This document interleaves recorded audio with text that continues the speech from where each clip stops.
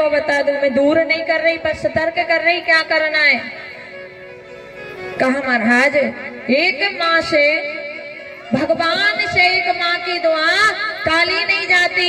एक माँ बर्तन साफ करके 4-4 बच्चे पाल लेती है, उन 4 बच्चों से एक माँ पाली नहीं जाती। 4-4 बेटे होंगे, 4-4। विचार करेंगे कौन के यहाँ माँ रहेगी। कभी मन में सोचा है, जिस दिन हमारी माँ अकेली थी उस दिन हमारी माँ ने दूसरे के यहाँ बर्तन साफ किए, झाड़ू पोछा किया, वृद्ध अवस्था थी, पर हम 4 को इकट्ठा रखा। ये नहीं कहा कि इनको 1-2 को कहीं किसी को दे दो। दिया किसी को?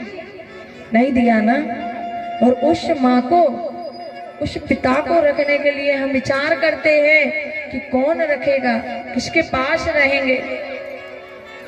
और तो कहा महाराज बच्चे तो इतने बड़े हो जाते हैं कि अपने माता पिता से सवाल करते हैं कि आपने हमारे लिए क्या किया।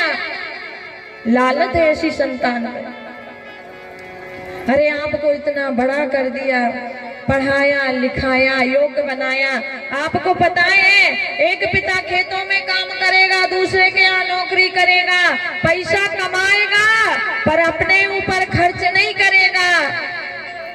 वो जोड़ जोड़ के तुम्हारे लिए भेजेगा कि मेरे बच्चे को कोई तकलीफ ना हो जाए। एक जोड़ी चप्पल में वो पूरी साल निकाल लेगा, धागा बांध बांध के पहन लेगा, पर नहीं खरीदेगा अपने वस्त्र। आपको पता है जब त्योहार आते हैं घर में सबको नए कपड़े चाहिए, पर माता पिता ही है जो कहेंगे बेटा हमारे लिए मत लाना, बहुत रखे। सबको गरम रोटी चाहिए, बासी रोटी कौन खाता है बताओ। घर में माँ खाएगी, कहेगी कोई बात नहीं, सबको गरम दे देगी। और ऐसे माता पिता से सवाल करेंगे कि तुमने हमारे लिए क्या किया। लालच है ऐसी संतानों पे। संतान तो वही महाराज, कहाँ है पिता की दौलत पर गुरूर करना। गुरूर नहीं होता। अगर पिता तुम्हारी दौलत पर गुरूर करे, अभिमान करे, तो समझ लेना कि हमने पुत्र का दायित्व निभाया है। तुम्हें बड़ा कर दिया पाल पोष के, अब तुम्हारा दायित्व है कि कमाओ और पिता और माँ को अपने साथ रखो।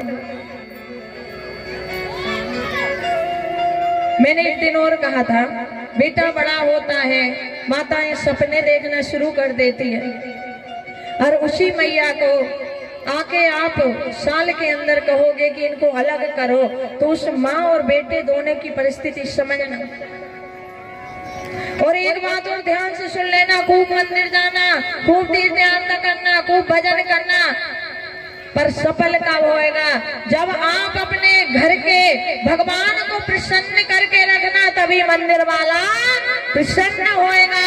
वहाँ 4 घंटा बैठोगी और घर में अगर दुखी है तो मंदिर वाला प्रसन्न नहीं होगा। गांठ बांध लो, तीर्थ यात्रा सफल नहीं होगी। शंकर जी के पास बैठे 4-4 घंटा और घर में सासू माँ सोच रही कब आएगी, एक मग्घा चाय तो दे दे। पहले घर में देखो, उसके बाद मंदिर जाओ। मेरे महादेव कहते हैं तू अपने घर के भगवान को प्रसन्न कर ले, मैं तो अपने आप हो जाता हूं।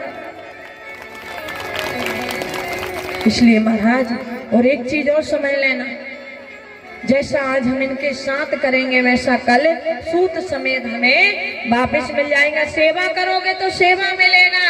एक मैया है, कहा महाराज अपनी सासू माँ को जो मटका फूट जाता है, जो नीचे का पात्र बचता है, उसमें जल भर के देती है, कोई बर्तन में नहीं देती। सासू माँ वृद्ध थी, एक दिन मर गई। छोटा सा बेटा था, देखता था। जब सास मर गई, बहू ने वो पात्र उठा के फेंकने लगी। बच्चे ने हाथ पकड़ लिया, बोले माँ क्या कर रही है?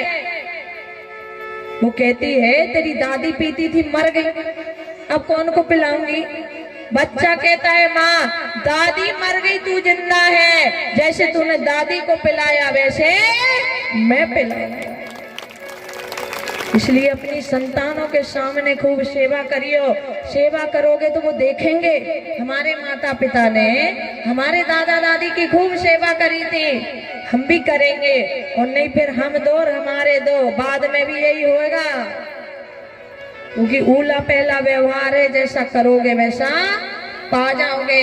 यही हमारा परिवार है। इसलिए परिवार में रहना, धन कमाना कोई गलत बात नहीं, पर इनके साथ साथ में भगवान का भजन, दान पुण्य करते चलना। क्योंकि अंत समय